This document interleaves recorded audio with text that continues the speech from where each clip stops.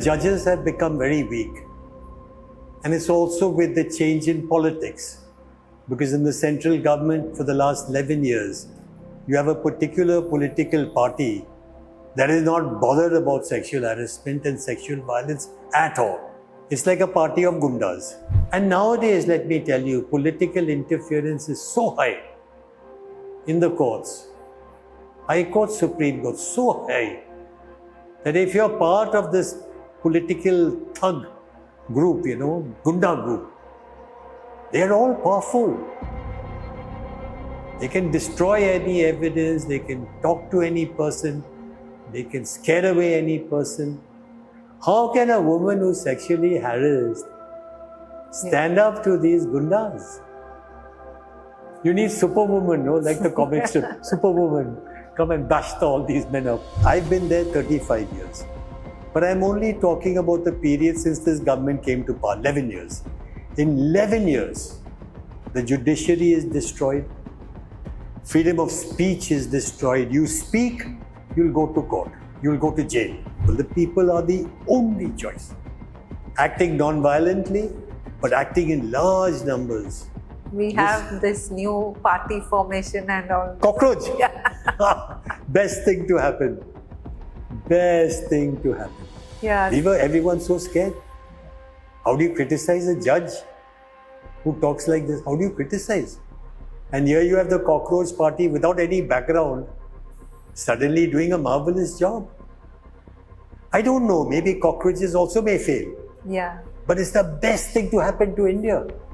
Therefore, increase the pressure, increase the pressure. Don't break the law. Don't kill somebody or stab somebody. Not let. But there are ways within this gap between civil society action and the breaking of the law, there's a gap for action. And non-violent direct action groups in the world have done this very often.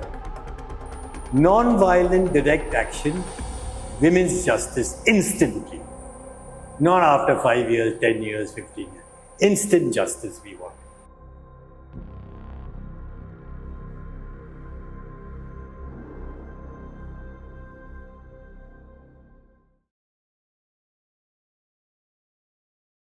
We are with Advocate Colin Gonsalves, a very senior lawyer in the Supreme Court, and he has been the Director of Human Rights Law Network. And let's ask him about what are his thoughts on sexual violence in general and human rights.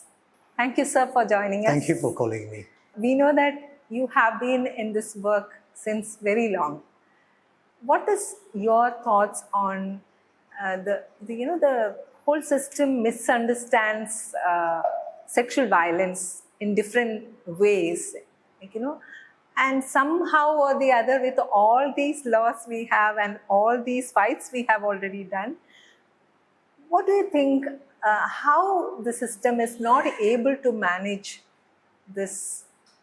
See, sexual harassment or sexual violence against women is a heinous crime. It is as heinous as it can possibly be. But what has happened over time is that the judiciary has become incredibly weak. Maybe 10 years ago, judges would take up these cases and come to a conclusion and punish the person, send him to jail, order compensation and do these kind of things. But the judges have become very weak. And it's also with the change in politics. Because in the central government for the last 11 years, you have a particular political party that is not bothered about sexual harassment and sexual violence at all. It's like a party of gundas. So their own people will do the violence. Then we go to them with a request to please investigate this, investigate that. CBI has been called a caged parrot by the Supreme Court itself. Although I think the CBI still has some potential to do work in certain cases. So the moment you have powerful personalities involved who have links with the central government and through the central government with the CBI, nothing will move on the legal front. Judges have lost interest. You see, there's been an infusion of judges in the courts as well. An infusion of a particular kind of judge who is very close to government. So those are selected today. Those are the persons who get preference. And if you're an upright judge who will do justice according to the Constitution, you will never come up to the Supreme Court. You will be kept down as much as possible. So two weakenings have happened. The institution has weakened. The CBI, government, everything has weakened. This government, in fact, has caused a complete decimation, destruction of human rights law. And then, of course, you have the court weakened 100 times by this kind of thing. So where do women go? They are fighting battles. You know of so many cases. Women are coming forward. Even though what has happened can remain confidential if the woman wants. But the women feel that by coming out and speaking, they're taking their case forward. So they come out and speak. And they speak very painful details, which will hurt any woman to recreate the scheme, the said scene, you know. They come, take the risk, make the statement, campaign. And then this bloody policemen, sorry for use of that term, the police don't do anything and the courts are happy to. We're doing a case in Uttarakhand, a famous case, the Ankita murder case. Young girl, 18, 19, 20. She joined a hotel as a desk person. Right in front of the desk, they put her. Smart young woman. And then she got a call from the hotel staff. There's a VIP coming and he needs special services. You quote your fee. He needs special services. She immediately called up her boyfriend and said, he's coming and insisting on special services. He tried to reach in time, but he didn't reach in time. And then an incident happened in her room where she resisted. And then she was taken there on motorcycle by the henchmen of the so-called VIP. And her body was found in the river. That's it.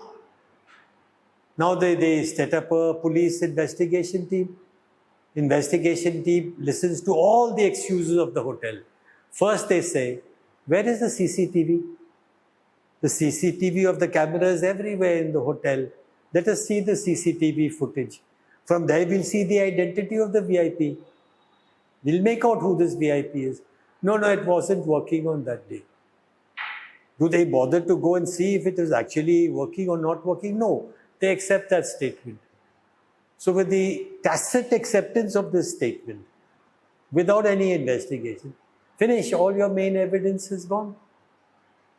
Then the mobile phones of the persons of the staff, because the staff were talking to the VIP, making arrangements for him to come. Those mobile phones are disappeared. Then we go to the Supreme Court. And because this man is such a prominent person of this political party, which you know who that is, the Supreme Court is hardly interested in going on with the case. I was very distraught in the end when they didn't take it up properly and hear us properly, but I could make out that there was a powerful force. And nowadays, let me tell you, political interference is so high in the courts. High Court, Supreme Court, so high that if you're part of this political thug group, you know, Gunda group, they're all powerful. They can destroy any evidence, they can talk to any person, they can scare away any person. How can a woman who's sexually harassed stand up to these gundas? You need Superwoman, no? Like the comic strip, Superwoman, come and bash all these men up. Yeah, What so can we do? what do you think about this, the quality of democracy? Gone. There's no question of it. Democracy, see, in the I've been there 35 years. But I'm only talking about the period since this government came to power, 11 years. In 11 years, the judiciary is destroyed. Freedom of speech is destroyed. You speak, you'll go to court. You'll go to jail. Just speaking, nothing else. Right to information has been destroyed. All institutions destroyed. Democracy has suffered a death blow by this government. 11 years. In 11 years, they've destroyed it from top to bottom. Not only women in distress, nobody has access to justice. Nobody. And I'm only hoping and praying that like Nepal something happens, like Sri Lanka something happens, like Bangladesh something happens, and these ruffians are, thrown out of power by the people. The people are the only choice. Acting non-violently, but acting in large numbers. We have this new party formation and all. Cockroach. Yeah. Best thing to happen. Best thing to happen. Yeah. Everyone so scared. How do you criticize a judge who talks like this? How do you criticize? And here you have the cockroach party without any background, suddenly doing a marvelous job. I don't know, maybe cockroaches also may fail. Yeah. But it's the best thing to happen to India. You tell the powers that be, we don't care about you. You talk about us with contempt, ordinary people, unemployed people, right to information activists, environmental activists with contempt. We'll talk about you with contempt. Come on. It's the only ray of hope. I don't know what else is there. So generally, when in terms of women in workplaces, we have this act, very recent act, in the sense 13 years or something.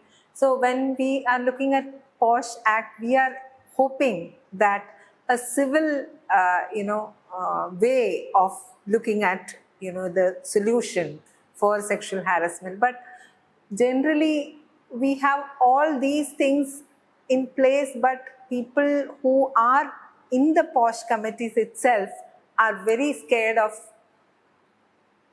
powerful people around. The employers, I mean, in case of cinema, for example, we have the producers, and the producers are not in the POSH Act and POSH committees, but then we know that there are powerful people around, and people don't want to go and say this thing has happened with me and complain. So when we look at POSH Act, we see that this has been there, this lacuna, this where people can't really trust the whole committee, or people can't really go and speak to them about what happened. So what do you think about this, the history of this act, and then how can we kind of redeem certain parts, or what is the situation that we can see? In the earlier years, I did quite a few cases. We won quite a few cases. But now that you're talking to me about the POSH Act and implementation, I began to think, have I noticed something in the last 5 years? Some prominent case that has come to court and the woman has won? Stretch it to 10 years. Have we come across cases that have succeeded in the legal system where the evidence was overwhelming on the side of the woman? And the answer to that, I think, is a hesitant no, or maybe a definite no. Because my sense is that the POSH Act is dead. It's dead. See, the whole burden is placed on the woman. Why should it be? Sexual harassment is not a crime against women, it's a crime against society. All these crimes against women are not. They're wrongly said to be crimes against, they're crimes against society. Society is as much duty bound to see that the woman succeeds in a genuine case. But it's not happening. In fact, what happened to NCW? Dead. Totally dead. If they get, somebody who's their political opponent, they may go after.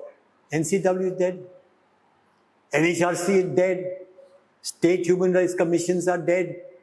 So that's one per state. And NHRC is one for the country. The high courts are dying. The Supreme Court is dying equally rapidly. So where does the woman turn to? Impeccable evidence. And I'm not asking for confidentiality. I'm saying, this is what happened to me. Here is my affidavit. These are my witnesses. Help me win my case. And everybody will look the other way. Nobody wants to help the woman. And then she gets slandered. And then she gets defamed. And then people question her morality.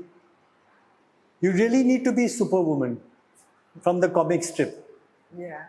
To win a case in India. Shameful. India has become a shameful country for all kinds of human rights violations. Shameful. Now, is your Prime Minister interested? No. Is your Home Minister interested? No. Is your women's right, women and child empowerment people interested? No. Are your state level bodies interested? No.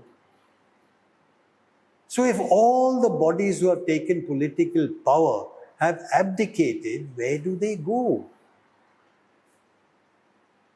What should they do? Start a mass movement and go and chop off people's heads? Is that the only option? Which of course they won't do. But is that the only thing? We have this campaign that we are running now, Zero Tolerance to Sexual Violence. Yes. So we have realized that, awareness or giving, awareness to larger public and making them aware to ask questions maybe is one, very small hope that we have. So when you are saying all these things, I am also feeling that that is the only hope. So can I say something with respect to what you said? Yeah. Giving information, bringing awareness now is the past. It is something you must continue doing, but this is not the solution now. The solution is women's organizations becoming militant. By militant, I don't mean guns and bombs and all that. By direct action, I mean by women becoming militant, the groups do direct action. This is the man who molested you, did that. You have to, without breaking the law. You're not breaking the law. You're not using weapons, violence. But surely you can go and catch him by his collar, no? Yeah. Surely you can go and catch him by his collar and say, come on, to the police, and then take him to the police. See, because how women, I think women generally are terribly afraid of retribution. Who will protect them? Not the police, no. Nobody will police them. So, along with all this of education and this and that and law and all that, it has to be a militant, direct action, non-violent direct action group. I don't know how it's going to be done. And I can see in your eyes, you're also very skeptical about it. Yeah. But if we don't have, once the lawmakers abdicate, once the law protectors, the police abdicate, people of India have to learn to take the law in their own hands in a good way. You can take the law in your own hands in a bad way. In a good way, meaning you don't wait for A, B, C, D to do their duty because you already know that they are not going to do their duty. Therefore, increase the pressure, increase the pressure. Don't break the law. Don't kill somebody or stab somebody. Not like that. But there are ways within this gap between civil society action and the breaking of the law, there's a gap for action. And non-violent direct action groups in the world have done this very often. Environmental groups have done it very often without breaking the law. And other groups have done it often. We have to take it a step upwards, a step further. Because I don't think, except for the women concerned and others like her, I don't think anybody in the country cares a fig about violence against women. Women have never been high in our priority in India. We've always been an expendable commodity. People talk but don't do anything. So a combination of social activists, academics, lawyers coming together and raising the bar on, the fight against, shaming people who ought to have done their duty and didn't. Maybe even judges who had a nice case and could have done it and turned the other way. Shaming a judge, shaming a policeman for betraying women's trust. This, what you have said just now is, I was just thinking that this particular campaign is survivor-centered. We want to take all survivors together and talk to whoever is, whoever should be addressed. So this, whatever that you are saying is very powerful, but as you said, the other side, the women who are sometimes, for example, in my case, just giving a very small example, this is not a big case in that sense, in, multiple layers or anything like that, but just one incident was there. So, can I interrupt you? Yeah. One incident. Yeah. And one serious incident. Yes. Why is it not a big case? No, in the big case. It's a huge case, terrific case. Yeah. But we got used to it, no? Yeah. Multiple. Yeah, I myself say the same thing. You see how I have been trained to say the same thing. No, it's a deadly case. Yeah. So what happens is that I don't know, because state is fighting my case is what I am told. And when that person gets anticipatory bail, I am not informed. Can't understand. Yeah, I can't. But why is the state fighting your case? Because I had sent a letter to the Chief Minister, and the Chief Minister included police into it. Why don't you change him and put your own lawyer there? The lawyer can fight for you. Don't trust the police and public prosecutors. Maybe 1 in 10 will be an honest person. Why do you say that? Because the public prosecutors will do what the state tells them to do. And if you send your letter to the Chief Minister, you can be sure that the Chief Minister's intervention against you will be of the highest level. But they are the people who send this whole thing to the police and ask them to take a case. No, listen, they're very careful. They're very clever. In Ankita Bandari's case from Uttarakhand, the state is saying we are sending it to CBI. And then we found that they're not doing anything of the sort. You understand? When the state who is protecting him, in your case also state is protecting people. Yeah. And the same state is saying, okay, it's good. If I was a chief minister, I'd do the same strategy. Please come, ma'am, we'll refer it to the police. So then they'll refer it to a particular officer. And he'll be told, make a run round and round and round.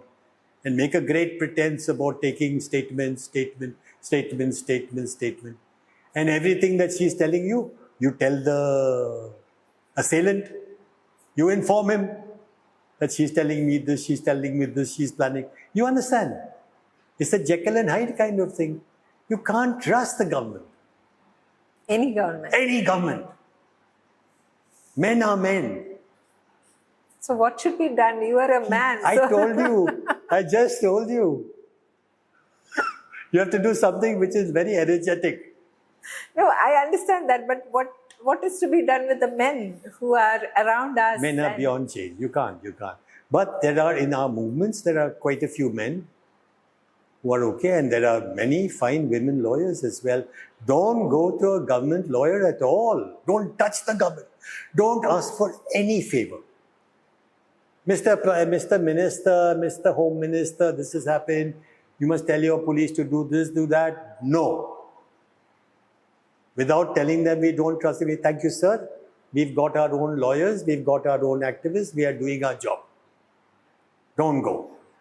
That's your standard response to any such cases? Any such thing. I'll never go to the government, and I'll never trust the average policeman unless there's somebody we know who's doing a good job. No.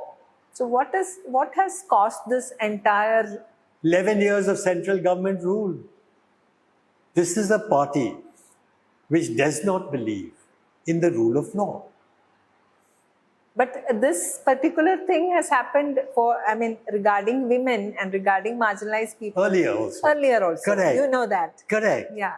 But last 11 years, it went slowly. Under Congress rule, it was going down. And then it went down like that. Now there's no chance. Don't go to the government. Don't trust the government. Don't believe a word they say. Lies all the time. Rely on our own forces. They're very few, but they're very good forces. The women's organizations are strong, feisty. Yeah.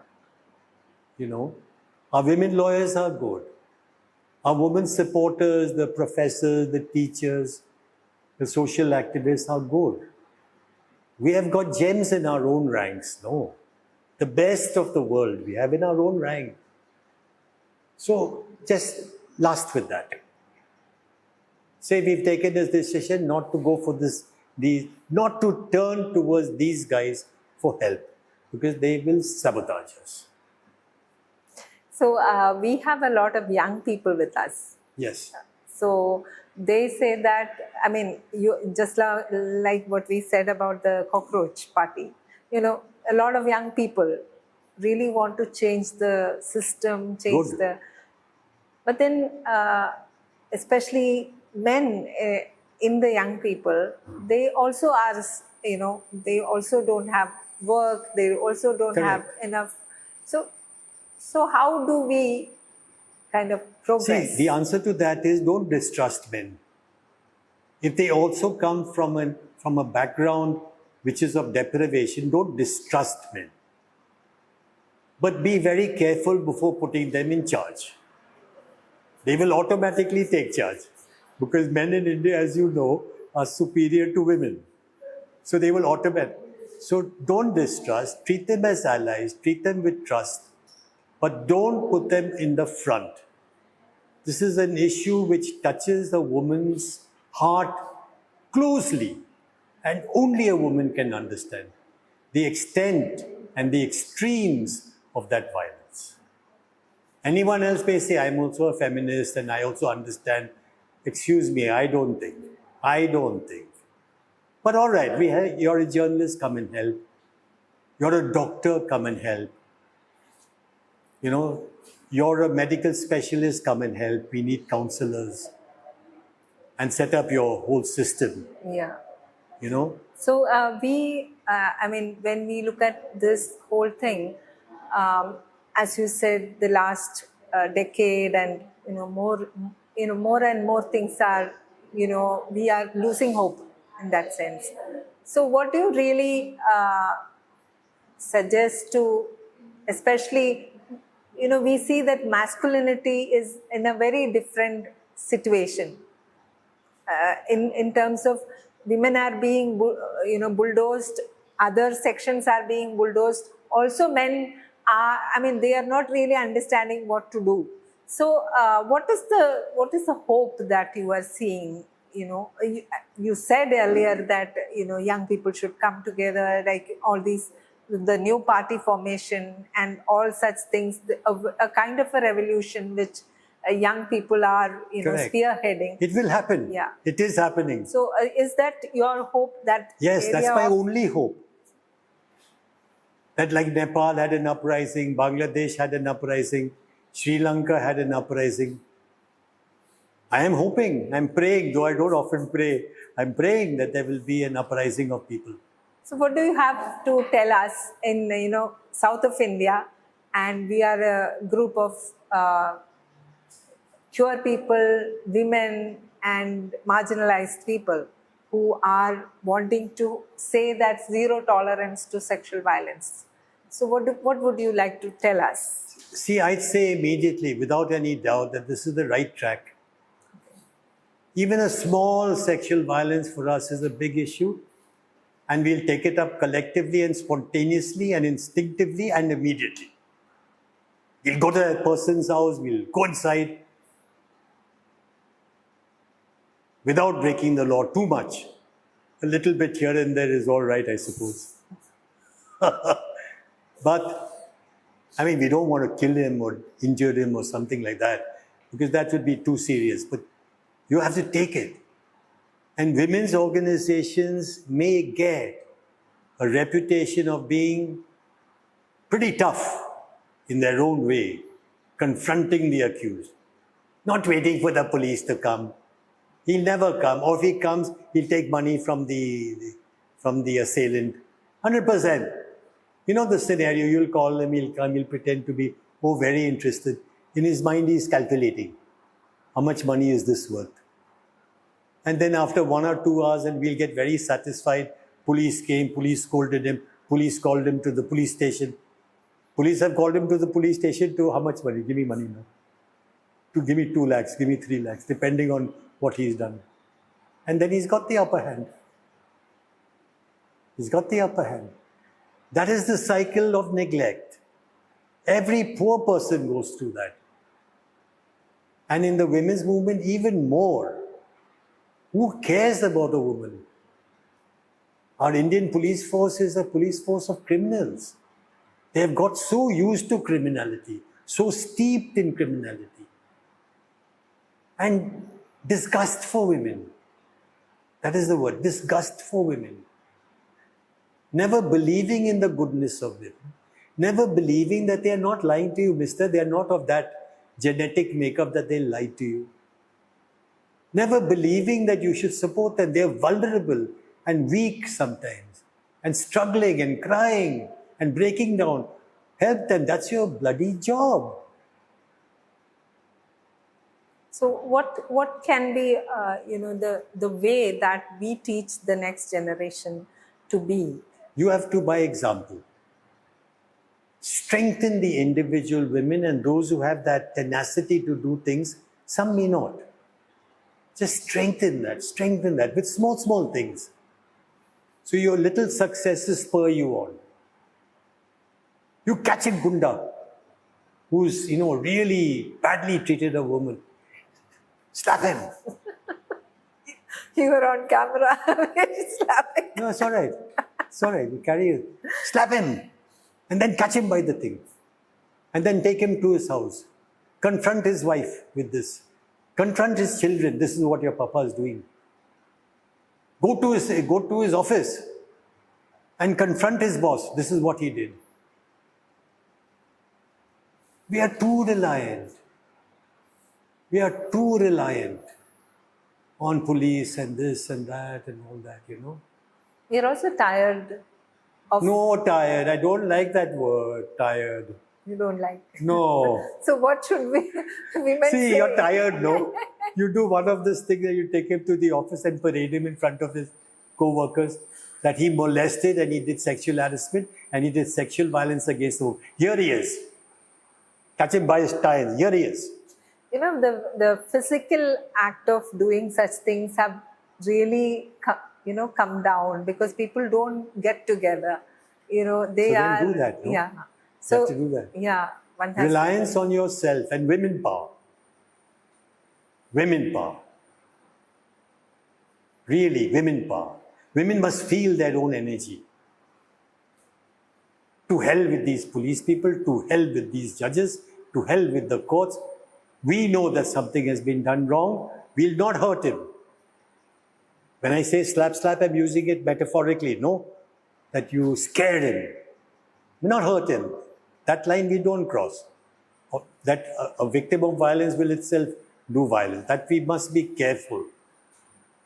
Never do that.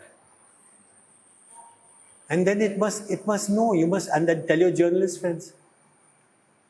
Here we have photographs of him paraded in front of his office employees. I have been able to do that. A lot of people were able to do that because the press... Set up a website. Yeah, press is on our side. Like, we can tell the press. Women Non-Violent Direct Action Group.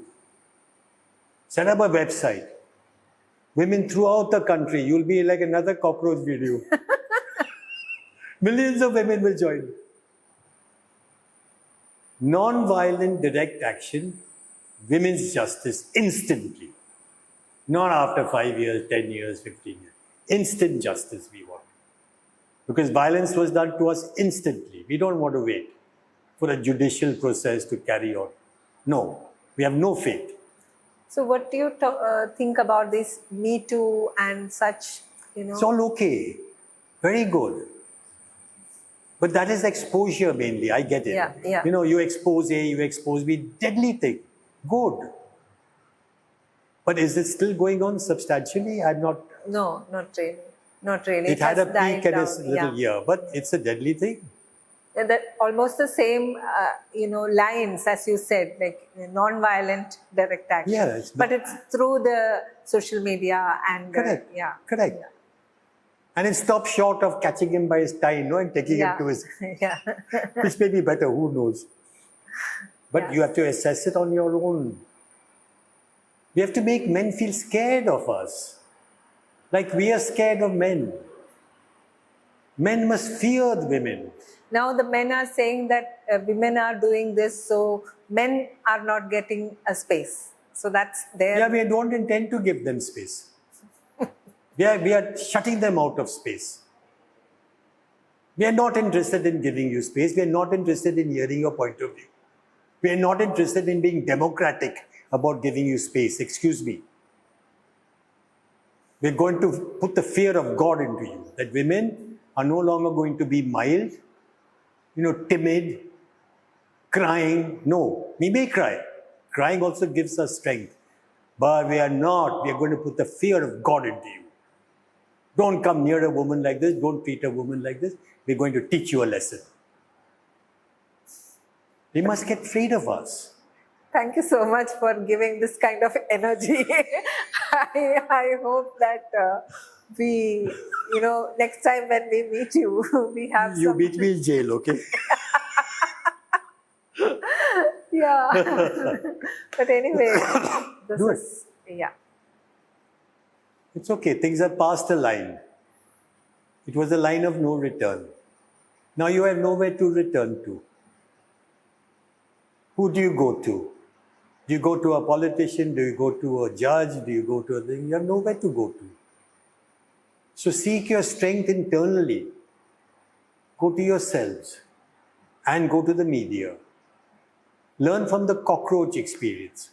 Cockroach may survive, may not survive, may disintegrate. We don't know. It's not something negative that, okay, the flame went out quickly. It doesn't matter. But create your own flames so that in society that information spreads. And women in anguish, taking revenge without violence is a flammable topic.